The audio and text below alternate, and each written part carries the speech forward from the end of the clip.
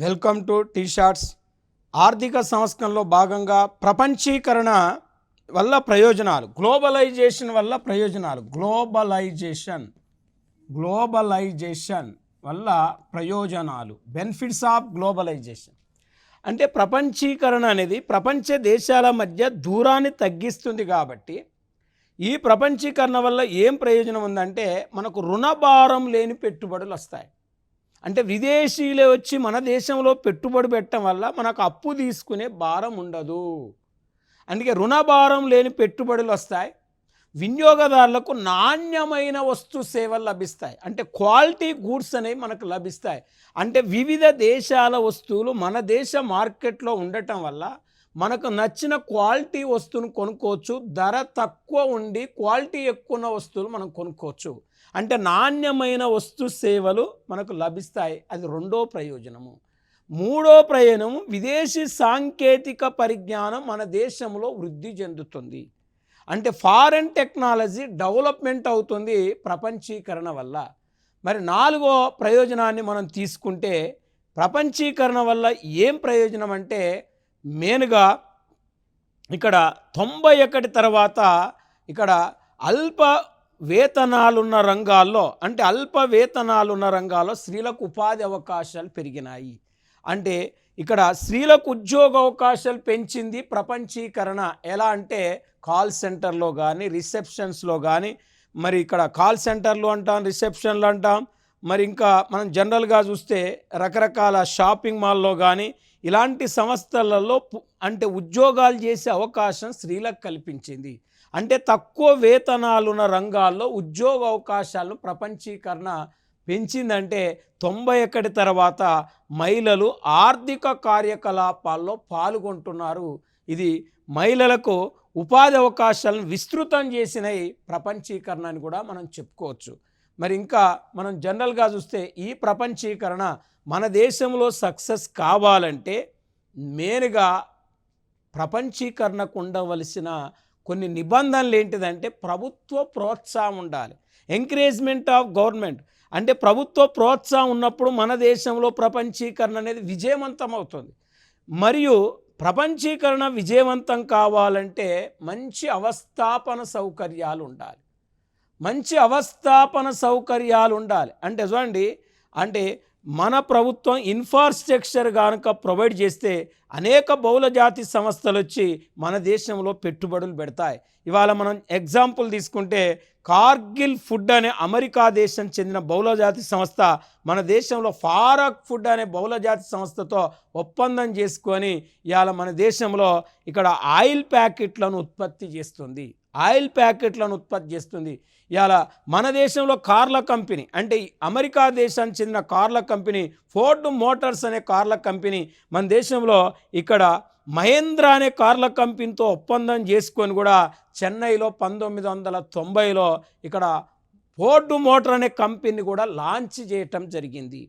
ఇవాళ మన దేశ బహుళజాతి సంస్థలను పరిశీలించినట్లయితే టాటా మోటార్స్ కానీ, ఇన్ఫోసిస్ కానీ, మరి జనరల్గా చూస్తే ఏషియన్ పెయింట్స్ కానీ ఇలాంటి భారతదేశం యొక్క బహుళజాతి సంస్థలను కూడా కొన్నిటిని మనం చెప్పుకోవచ్చు. అంటే బహుళజాతి సంస్థల వల్ల వెనకబడిన ప్రాంతాలు కూడా అభివృద్ధి చెందుతాయి. అంటే వెనకబడిన ప్రాంతాలు అభివృద్ధి చెందాలంటే మెయిన్గా బహుళజాతి సంస్థలు రావాలంటే మన ప్రభుత్వం కూడా అవస్థాపన సౌకర్యాలు కల్పించాలి. అవస్థాపన సౌకర్యాలు, ప్రభుత్వ ప్రోత్సాహము, పోటీతత్వము మరి ఇవి వాస్తవానికి ప్రపంచీకరణకు ఉండవలసిన నిబంధనలుగా మనం చెప్పుకోవచ్చు. మరి ఇప్పుడు జనరల్గా ప్రపంచీకరణ మన దేశంలోకి విదేశ పెట్టుబడులను తీసుకొస్తుంది. విదేశ ప్రత్యక్ష పెట్టుబడులో ఇక్కడ ఫారెన్ డైరెక్ట్ ఇన్వెస్ట్మెంట్స్, మరి ఫారెన్ డైరెక్ట్ ఇన్వెస్ట్మెంట్స్ అంటున్నాం, విదేశ ప్రత్యక్ష పెట్టుబడులు అంటున్నాం. ఒక దేశంలో పెట్టే పెట్టుబడులనే విదేశ ప్రత్యక్ష పెట్టుబడులు అంటారు. ఒక దేశం అభివృద్ధి చెందాలంటే ఇక్కడ విదేశ ప్రత్యక్ష పెట్టుబడుల మీద ఆధారపడి ఉంటుంది. అంటే ఫారెన్ ఇన్స్టిట్యూషన్ ఇన్వెస్ట్మెంట్, విదేశీ సంస్థాగత పెట్టుబడులు వేరు, విదేశ ప్రత్యక్ష పెట్టుబడులు వేరు. Foreign institution investments, foreign direct investment అంటే ఎఫ్డిఐలు అంటే దీర్ఘకాలిక పెట్టుబడులు. ఎఫ్ఐఐ అంటే స్వల్పకాలిక పెట్టుబడులు. స్టాక్ మార్కెట్లో పెట్టే పెట్టుబడులను ఎఫ్ఐఐలు అంటారు. ఇక్కడ ఒక దేశ పారిశ్రామిక రంగంలో పెట్టే పెట్టుబడులను ఎఫ్డిఐలు అంటారు. పారిశ్రామిక రంగం కావచ్చు, సేవా రంగం కావచ్చు, దాంట్లో పెట్టే పెట్టుబడులను ఎఫ్డిఐలు అంటారు. అంటే మనం జనరల్గా ఈ ఫారెన్ డైరెక్ట్ ఇన్వెస్ట్మెంట్స్ అనేది మనం పరిగణలోకి తీసుకుంటే ఈ విదేశ ప్రత్యక్ష పెట్టుబడులకు సంబంధించి ఒక నివేదికను ప్రతి సంవత్సరం అక్టాడ్ రిలీజ్ చేస్తుంది. అక్టాడ్ అనే సంస్థ రిలీజ్ చేస్తుంది.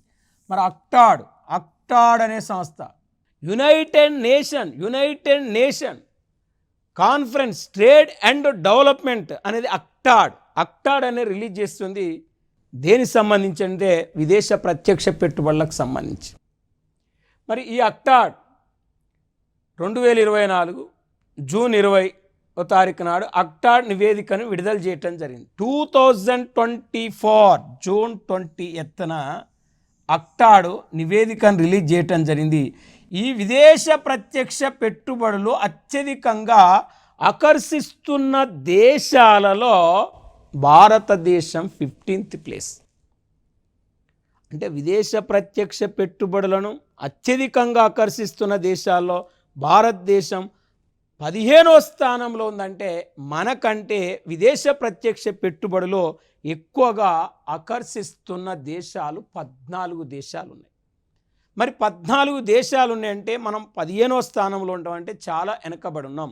ఇప్పుడు మనం జనరల్గా చూస్తే విదేశ ప్రత్యక్ష పెట్టుబడులను ఎక్కువగా ఆకర్షించే దేశాలు చూడండి. మరి అందులో యాజ్ పర్ యుఎస్ఏ అంటే United states of America first ప్లేస్లో ఉంటే, చైనా సెకండ్ ప్లేస్లో ఉంటే, సింగపూర్ థర్డ్ ప్లేస్లో ఉంది. అంటే ఇవాళ యుఎస్ఏ $388.08 మిలియన్ విదేశ పెట్టుబడులను ఆకర్షిస్తే, చైనా $180.17 మిలియన్ విదేశ ప్రత్యక్ష పెట్టుబడులను అనుసరిస్తే, సింగపూర్ $140.84 మిలియన్ విదేశ ప్రత్యక్ష పెట్టుబడులను ఆకర్షించింది. మనకి ఈ డేటా అనేది పోటీ పరీక్షల్లో రాదు. జస్ట్ మనకు అడిగేది ఈ పాయింట్లు అడుగుతారు. విదేశ ప్రత్యక్ష పెట్టుబడులను ఎక్కువగా ఆకర్షించే దేశాలు ఏంటి అంటాడు. మరి ఎక్కువగా ఆకర్షించే దేశాలు ఏంటి అన్నప్పుడు USA, United states of America, 2 China, 3 Singapore. ఇది ఒక పాయింట్. మరి మన దేశంలో అత్యధికంగా విదేశ ప్రత్యక్ష పెట్టుబడులు పెడుతున్న దేశాలు 2023-24 ప్రకారం భారతదేశంలో అత్యధికంగా విదేశ ప్రత్యక్ష పెట్టుబడులు పెడుతున్న దేశాలు. ఇది గ్రూప్ 1 ఫిలిమ్స్లో అడిగిండు. మరి అప్పుడు అడిగినప్పుడు ఆ ఫిలిమ్స్ ఎగ్జామ్ ఎప్పుడు సింగపూర్ ఉంది, మళ్ళీ ఇప్పుడు మారిషస్ వచ్చింది. మారిషస్, సింగపూర్ ఇవి మార్చుకుంటున్నాయి స్థానాలు కాబట్టి ఇది చాలా మనం ఎగ్జామ్ డేటు చూసుకొని మనం వెళ్ళాలి కాబట్టి ఆ ఎగ్జామ్ డేట్ నాటికి ఇవి అటు ఇటు మారుతున్నాయి. 2% డిఫరెన్స్ ఉంది. మరి అప్పుడు గ్రూప్ 1 ఫిలిం సెప్టు సింగపూర్ ఉంది, ఇప్పుడు మారిషస్ ఉంది. అంటే భారతదేశంలో అత్యధికంగా విదేశ ప్రత్యక్ష పెట్టుబడులను పెడుతున్న దేశాల్లో ఏ దేశం ఉంది అంటే మారిషస్ ఫస్ట్ ప్లేస్లో ఉంది. అంటే మారిషస్ అనేది 25% విదేశ ప్రత్యక్ష పెట్టుబడులు పెట్టిందండి.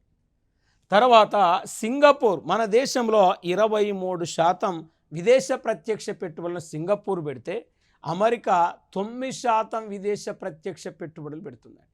అంటే యుఎస్ఏ అంటే మన దేశంలో అత్యధికంగా విదేశ ప్రత్యక్ష పెట్టుబడులు పెడుతున్న దేశాలు 3 తెలిస్తే సార్ ఒక్కొక్కసారి 4 కూడా అడుగుతాడు. 3 తెలిస్తే 4 ఆప్షనల్ ఆటోమేటిక్గా మనకు 4 ఆప్షనల్ మనం గుర్తుపట్టవచ్చు. మరి ఇప్పుడు జనరల్గా నెక్స్ట్ మనం చూస్తే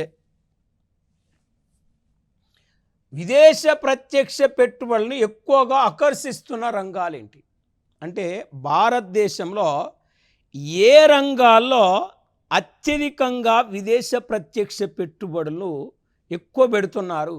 మన దేశంలో ఏ రంగాలు విదేశ ప్రత్యక్ష పెట్టుబడులను ఎక్కువ ఆకర్షిస్తున్నాయంటే ఇక్కడ ఎకనామిక్ సర్వీసెస్ ఎక్కువగా ఆకర్షిస్తున్నాయి. ఆర్థిక సేవలు అనేది ఇస్తే ఆర్థిక సేవలే చేయాలి. అంటే సాంఘిక సేవలు, సాధారణ సేవలు, ఆర్థిక సేవలని 3 రకాలు ఉంటాయి. సేవలలో 3 రకాలు ఉంటాయి. మరి ఇక్కడ ఎకనామికల్ సర్వీసెస్ అంటే ఆర్థిక సేవలు అంటే విత్తము, ఫైనాన్షియల్. చూడండి, బ్యాంకులు బీమా రంగంలోకి ఎక్కువగా విదేశ ప్రత్యక్ష పెట్టుబడులు వస్తున్నాయండి. అంటే దాదాపు 16% విదేశ ప్రత్యక్ష పెట్టుబడులను ఈ బ్యాంకులు బీమా రంగం అనుసరించింది. తర్వాత విదేశ ప్రత్యక్ష పెట్టుబడులు ఎక్కువగా ఆకర్షిస్తున్న రంగాన్ని మనం తీసుకుంటే ఇక్కడ కంప్యూటర్ అనేది ఒక రంగం విదేశ ప్రత్యక్ష పెట్టుబడులను ఎక్కువగా ఆకర్షించింది. మరి కంప్యూటర్ అనే సెక్టారు విదేశ ప్రత్యక్ష పెట్టుబడులను ఎక్కువగా ఆకర్షించింది అని చెప్తున్నాం. ఎక్కువగా మనకు 15% విదేశ ప్రత్యక్ష పెట్టుబడులను అట్రాక్ట్ చేసింది. 15% విదేశ ప్రత్యక్ష పెట్టుబడులను ఆకర్షించింది. మరి ఆకర్షించింది అంటే మనం చూడండి, కంప్యూటర్ 15% అంటే చూడండి. తర్వాత వ్యాపారం, ట్రేడ్ సెక్టార్ కూడా మనం తీసుకుంటే 6% విదేశ ప్రత్యక్ష పెట్టుబడులను ఆకర్షించింది. మరి 6% విదేశ ప్రత్యక్ష పెట్టుబడులను ఆకర్షించింది వ్యాపార రంగము అనేది చూస్తే, సేమ్ టెలికమ్యూనికేషన్ రంగం కూడా 6% విదేశ ప్రత్యక్ష పెట్టుబడులను ఆకర్షించినాయి. ఒక్కసారి చూడండి, విదేశ ప్రత్యక్ష పెట్టుబడులను ఎక్కువగా ఆకర్షించిన రంగాలు ఏంటి అని అడిగినప్పుడు ఫస్ట్ మనం గుర్తుపెట్టుకోవాల్సింది ఏం గుర్తుపెట్టుకోవాలి? Financial services. ఆడ ఫైనాన్షియల్ సర్వీస్ ఇచ్చి, సామాజిక సేవలు ఇచ్చి, సాధారణ సేవలు ఇచ్చినప్పుడు ఆర్థిక సేవలు చేయాలి. విద్యా, వైద్య, ఆరోగ్యము, గృహ నిర్మాణం అలా ఇచ్చి బ్యాంకులు బీమా ఇస్తే బ్యాంకులు బీమా చేయాలి. మరి రెండవది సాఫ్ట్వేర్, అంటే హార్డ్వేర్, మరి ఐబిఎం సేవలు, సాఫ్ట్వేర్, హార్డ్వేర్, ఐబిఎం సేవలు. ఇక్కడ కంప్యూటర్ అంటే ఐటీ సర్వీసెస్ మన దేశంలో ఎక్కువగా విదేశ పెట్టుబడులను ఆకర్షిస్తున్న రంగాల్లో మనకు ఐటీ సర్వీసెస్ కూడా ఉన్నాయి. దీన్ని మనం ఐటీ సర్వీసెస్ అంటాం. ఐటీ అంటే సాఫ్ట్వేర్, హార్డ్వేర్, ఐబిఎం. ఇక్కడ సాఫ్ట్వేర్ అండ్ హార్డ్వేర్ అండ్ మరి ఐబిఎం సర్వీసెస్ మన దేశంలో విదేశ ప్రత్యక్ష పెట్టుబడులను ఎక్కువగా ఆకర్షిస్తున్నాయండి. ఇక వ్యాపారం అంటే మనకు తెలుసు, టెలికమ్యూనికేషన్ అంటే తెలుసు. కాబట్టి ఇవి భారతదేశంలో విదేశ ప్రత్యక్ష పెట్టుబడులను ఎక్కువగా ఆకర్షిస్తున్న మెయిన్గా రంగాలైతే, మన దేశంలో విదేశ ప్రత్యక్ష పెట్టుబడులను ఎక్కువగా ఆకర్షిస్తున్న రాష్ట్రాలేంటి? భారతదేశంలో విదేశ పెట్టుబడులను ఎక్కువగా ఆకర్షిస్తున్న రాష్ట్రాలేంటి? ఏ రాష్ట్రాలు ఎక్కువగా అట్రాక్ట్ చేస్తున్నాయి ఎఫ్డిఐలను, ఫారిన్ డైరెక్ట్ ఇన్వెస్ట్మెంట్స్ను? అంటే మహారాష్ట్ర. మన దేశంలోకి వస్తున్న మొత్తం విదేశ ప్రత్యక్ష పెట్టుబడిలో ఒక్క మహారాష్ట్రలోనే 31% పెట్టుబడులు పెడతారు. మరి మహారాష్ట్ర 31% విదేశ ప్రత్యక్ష పెట్టుబడులను ఆకర్షిస్తే, మహారాష్ట్ర తర్వాత కర్ణాటక అనేది 21% విదేశ ప్రత్యక్ష పెట్టుబడులను ఆకర్షిస్తుంది. మహారాష్ట్ర తర్వాత ఎక్కువగా విదేశ ప్రత్యక్ష పెట్టుబడులు ఆకర్షిస్తున్నది ఎవరు? కర్ణాటక 21%. కర్ణాటక తర్వాత గుజరాత్ స్టేటు 16% విదేశ ప్రత్యక్ష పెట్టుబడులను అనుసరిస్తుంది, అంటే ఆకర్షిస్తుంది 16%. తమిళనాడు 5%.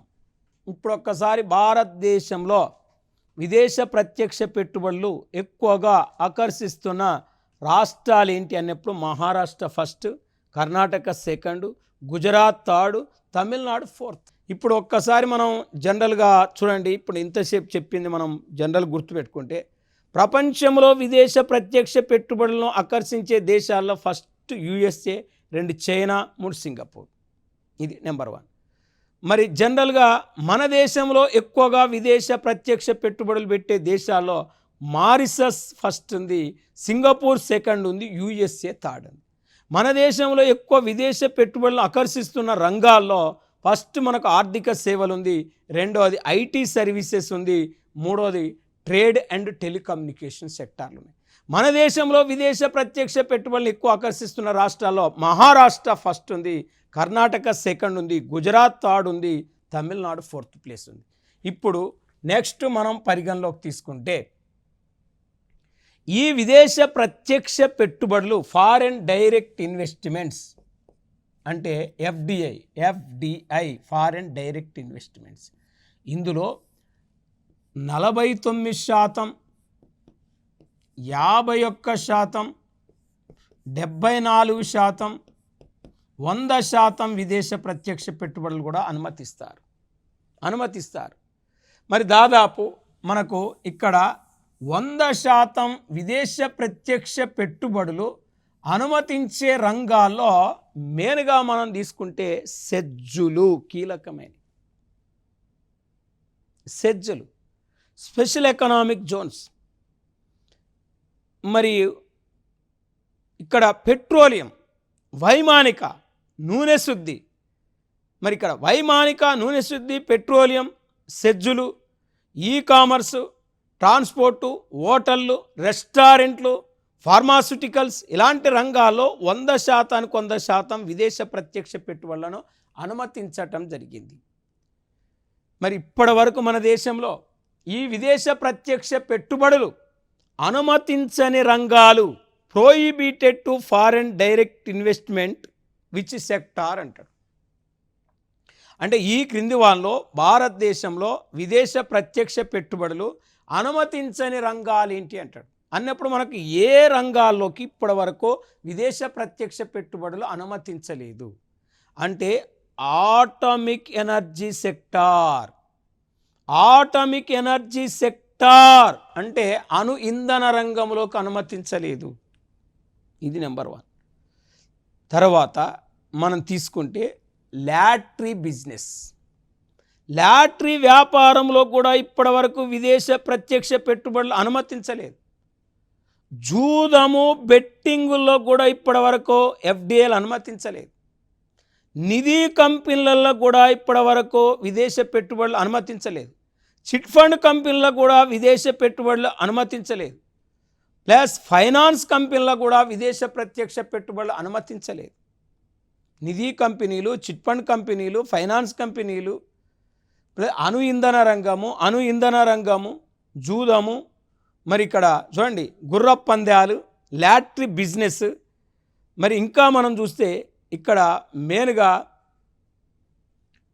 మరి రియల్ ఎస్టేట్లో ఉన్నది. కానీ ఫామ్ హౌస్ సంబంధించిన రియల్ ఎస్టేట్ రంగాల్లో కూడా ఇప్పటివరకు విదేశ ప్రత్యక్ష పెట్టుబడులను అనుమతించలేదు. ఇవన్నీ కూడా విదేశ ప్రత్యక్ష పెట్టుబడులు ఇప్పటి వరకు అనుమతించని రంగాలుగా మనం గుర్తుపెట్టుకోవాలి. మరి ఈ విదేశ ప్రత్యక్ష పెట్టుబడులు మనకు compulsory most important foreign direct investments అని. నెక్స్ట్ మనం విదేశ మారక నిల్వలనే అంశాన్ని తీసుకుంటే ఫారెన్ ఎక్స్చేంజ్ రిజర్వ్స్. ఒక దేశ కరెన్సీని మరొక దేశ కరెన్సీ రూపంలో మార్చుకోవటాన్ని విదేశ మారకపు రేటు అంటారు. ఒక దేశ కరెన్సీని మరొక దేశ కరెన్సీ రూపంలోకి మార్చుకోవటాన్ని విదేశ మారకపు రేటు అంటారు, ఫారెన్ ఎక్స్చేంజ్ రేట్ అంటారు. ఒక దేశ కరెన్సీ మీద మరొక దేశం కరెన్సీ రూపంలో చేసే క్లైములనే విదేశ మారక నిల్వలు అంటారు. మన దగ్గర విదేశ మారక నిల్వలు ఎక్కువగా ఉన్నాయంటే చెల్లింపుల కంటే స్వీకరణలు ఎక్కువగా ఉన్నాయని అర్థం. అంటే చూడండి, ఇప్పుడు మనం రూపాయి ఇచ్చి డాలర్ తీసుకోవటం, రూపాయి ఇచ్చి దీనార్ తీసుకోవటం, రూపాయి ఇచ్చి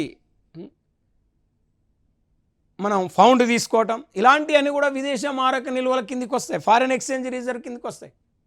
అంటే ఒక దేశ కరెన్సీని మరొక దేశ కరెన్సీలో మార్చుకోవడానికి విదేశ మారక రేట్ అన్నాం. ఒక దేశ కరెన్సీ మీద మరొక దేశం కరెన్సీ రూపంలో చేసే క్లైములను విదేశ మారక నిల్వలన్నాం. మరి 1991లో భారతదేశం దగ్గర ఉన్న విదేశ మారక నిల్వలు కేవలం $1.2 బిలియన్.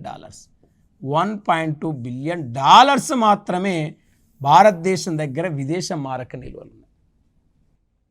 అదే లేటెస్ట్ మనం ఇన్ఫర్మేషన్ తీసుకుంటే 2024 ఆగస్టు 30 నాటికి 2024 ఆగస్టు 30 నాటికి భారతదేశం దగ్గర ఉన్న విదేశ మారక నిల్వలు foreign exchange reserves in India according to 2024 August 30th అంటే 683 ఇక్కడ 683.987 బిలియన్ డాలర్లు ఉన్నాయి. 683.987 బిలియన్ డాలర్లు ఉన్నాయి. ఇంత విదేశ మారక నిల్వలు మన దగ్గర ఉన్నాయి. మరి ఇంత విదేశ మారక నిల్వలు మన దగ్గర ఉంటే మనకు అడిగేది పోటీ పరీక్షల్లో ఏమడుగుతారు అంటే భారతదేశం దగ్గర అత్యధికంగా ఏ విదేశ మారక నిల్వలు ఉన్నాయి అని అంటాడు. అక్కడ ఒకటి విదేశ మారక ఆస్తులు, 2 ప్రత్యేక ఉపసంహరణ హక్కులు, బంగారపు నిల్వలు, ఐఎంఎఫ్ రిజర్వులు అంటాడు. అన్నప్పుడు మనకు ఇక్కడ ఈ డేటా మీద మనకు అవగాహన ఉంటే, ఈ డేటా మనకు తెలిస్తే భారతదేశం దగ్గర అత్యధికంగా ఏ విదేశ మారక నిల్వలు ఉన్నాయో ఆల్టర్నేట్గా మనకు తెలిసిపోతాయి. అంటే ఎఫ్సిఏ ఇక్కడ మనకు మేజర్గా మనం తీసుకుంటే ఎఫ్సిఏ ఫారెన్ కరెన్సీ అసెట్స్. ఈ ఫారెన్ కరెన్సీ అసెట్స్ అంటే అన్ని దేశాల కరెన్సీని మనం ఏమంటాం అంటే ఫారెన్ కరెన్సీ అసెట్స్ అంటామండి. అంటే అలా డాలర్ ఉంటుంది, ఎన్ ఉంటుంది, వన్ ఉంటుంది, దీనార్ ఉంటుంది, యువాన్ ఉంటుంది, రూబుల్ ఉంటుంది, యూరో ఉంటుంది, పౌండ్ ఉంటుంది. అన్ని దేశాల కరెన్సీ ఉండటాన్ని ఫారెన్ కరెన్సీ అసెట్స్ అంటాం. ఇప్పుడు మనం అమెరికా పోయినప్పుడు డాలర్ తెస్తాం, సింగపూర్ పోయినప్పుడు సింగపూర్ డాలర్ తెస్తాం. అంటే ఏ దేశాన్ని పోతే ఆ దేశ కరెన్సీ తెస్తాం. అన్ని దేశాల కరెన్సీనే ఫారెన్ కరెన్సీ అసెట్స్ అంటాం, ఎఫ్సిఏ అంటాం. రెండోది గోల్డ్. మనం విదేశాల్లో పోయినప్పుడు బంగారు బిస్కెట్లు కూడా పట్టుకొస్తాం, దాన్నే బంగారపు నిలువలు అంటాం. మరి ఐఎంఎఫ్ సృష్టించిన కరెన్సీని ఏమంటాం అంటే ఎస్డిఆర్ అంటాం, స్పెషల్ డ్రాయింగ్ రైట్స్ అంటాం. ఇది అంతర్జాతీయ ద్రవ్యం అంటారు. ఐఎంఎఫ్ యొక్క రిజర్వ్ నిల్వలు ఇక్కడ మనం 4వ ప్లేసు మనం చూసుకున్నాం.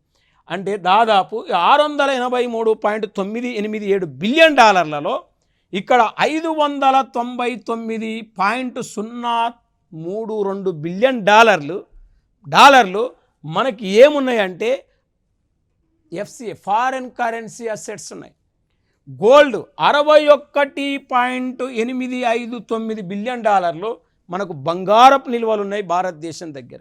ఎస్డిఆర్ 18.468 బిలియన్ డాలర్లు ఎస్డిఆర్స్ ఉంటే ఐఎంఎఫ్ రిజర్వ్లు 4.622 ఉన్నాయి మన దగ్గర.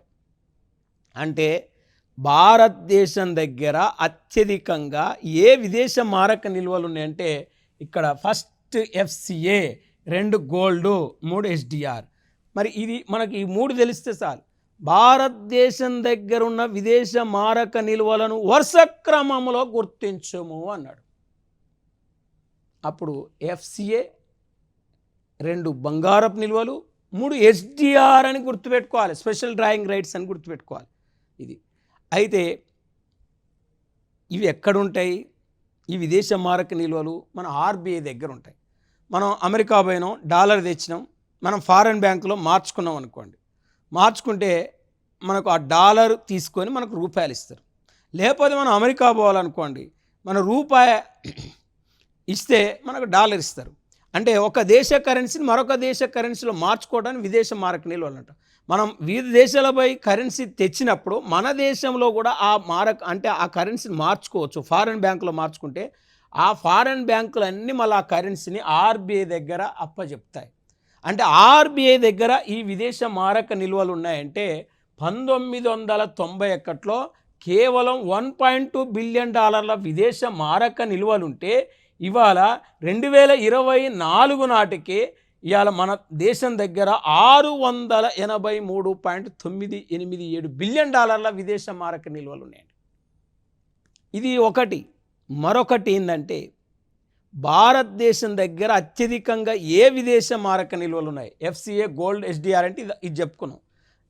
ఎఫ్సిఏ మళ్ళా భారతదేశం దగ్గర వాస్తవానికి ఎఫ్సిఏలో రకరకాల అన్ని దేశాల కరెన్సీ ఉండదండి. ఇక్కడ భారతదేశం దగ్గర అత్యధికంగా ఏ విదేశ మారక నిల్వలు ఉన్నాయండి? భారతదేశం దగ్గర అత్యధికంగా ఏ విదేశ మారక నిల్వలు ఉన్నాయని అడిగినప్పుడు ఫస్ట్ అమెరికా డాలర్ ఉందండి. అత్యధికంగా మన దగ్గర ఉంది యుఎస్ డాలర్ ఉంది. తర్వాత యూరో కరెన్సీ ఉంది. అంటే యూరో కరెన్సీ ఇక్కడ యుఎస్ డాలర్, యూరో కరెన్సీ, మూడవది జీబీపీ. ఈ మూడు భారతదేశం దగ్గర అత్యధికంగా ఉన్న విదేశ మారక నిల్వలు. అంటే యుఎస్ డాలర్ అంటే America dollar, euro currency European union దేశాలు ప్రవేశపెట్టిన కరెన్సీని మనం ఏమంటామంటే యూరో కరెన్సీ అంటాం. మరి ఇది ఆ దేశాల్లో చలామణిలో ఉంటుంది. జీబీపీ అంటే గ్రేట్ బ్రిటన్ పౌండ్. జీబీపీ అంటే గ్రేట్ బ్రిటన్ పౌండ్. మన దగ్గర ఈ పౌండ్స్ ఎక్కువ ఉన్నాయి. మూడో ప్లేస్లో పౌండ్స్ ఉన్నాయండి. అంటే రెండో ప్లేస్లో యూరో డాలర్ ఉంది, ఫస్ట్ ప్లేస్లో అమెరికా డాలర్ ఉంది. అంటే euro currency, America dollar, great Britain pound అని ఇవి మన దేశం దగ్గర ఎక్కువ ఉన్నాయి. మనకు ఆడ ఉన్న విదేశ మారక నిల్వలు. విదేశ మారక నిల్వలు ఎక్కువ దేశాల్లో భారతదేశం 4వ స్థానం. అంటే విదేశ మారక నిల్వలు ఎక్కువ దేశాల్లో భారతదేశం 4వ స్థానం. అంటే ప్రపంచంలో విదేశ మారక నిల్వలు ఎక్కువ దేశాల్లో చైనా అగ్రగామి. ఫస్ట్ ప్లేస్ చైనా ఉంది. చైనా తర్వాత సెకండ్ ప్లేస్ జపాన్ ఉంటే, జపాన్ తర్వాత మూడో ప్లేస్లో స్విట్జర్లాండ్ ఉంటే, 4వ ప్లేస్లో ఇండియా ఉంది. అంటే ఇక్కడ వాస్తవానికి చైనా దగ్గర 32.88 బిలియన్ డాలర్ల విదేశ మారక నిల్వలు చైనా దగ్గర ఉన్నాయి. 30 అంటే 3280, 3288 అంటే 3288 బిలియన్ డాలర్లు ఉన్నాయి. ఇక్కడ 1, 2, 3 అయితే 1235 బిలియన్ డాలర్లు ఉన్నాయి. అంటే చైనాకు 3288 బిలియన్ డాలర్లు ఉంటే జపాన్ 1235 బిలియన్ డాలర్లు ఉన్నాయి.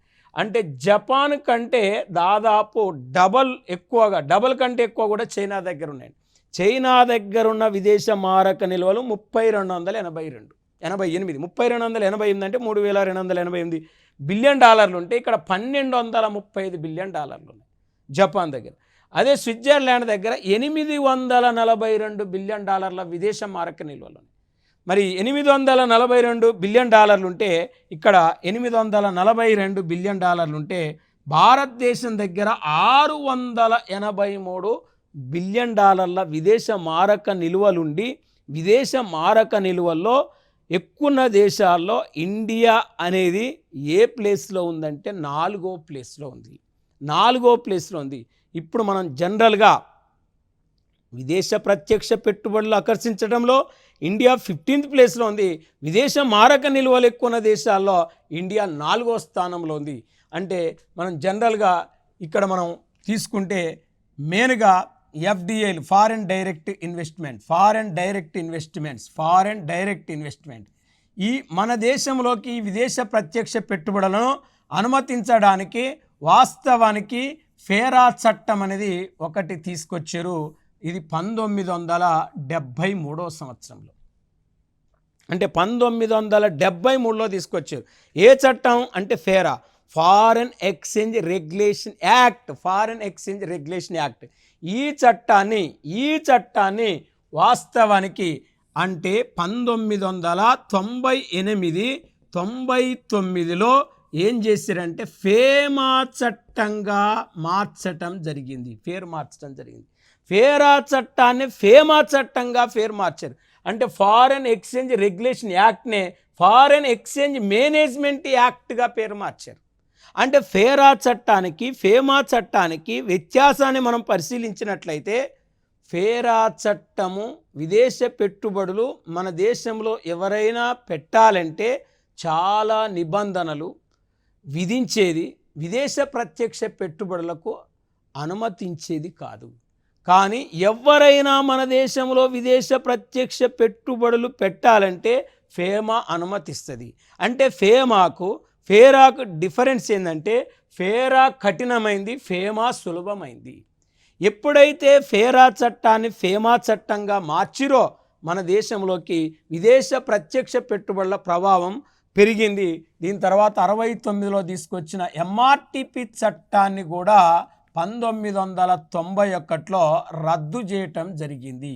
Monopoly restrictive trade and practice అనే చట్టాన్ని 91లో అబాలిష్ చేయటం జరిగింది. మరి ఇవన్నీ కూడా మనం ఆర్థిక సంస్కరణలో భాగాలుగా, ఆర్థిక సంస్కరణల గురించి పూర్తిగా మనం జనరల్ స్టడీస్ సంబంధించిన పరిధిలో నేర్చుకోవటం జరిగింది. మనకు ఇది ఎకనామిక్ రిఫార్మ్స్ సంబంధించిన పూర్తి సమాచారం నెక్స్ట్ టాపిక్ మనం నెక్స్ట్ క్లాస్లో దాని గురించి పూర్తిగా మనం తెలుసుకుందాం. Thank you.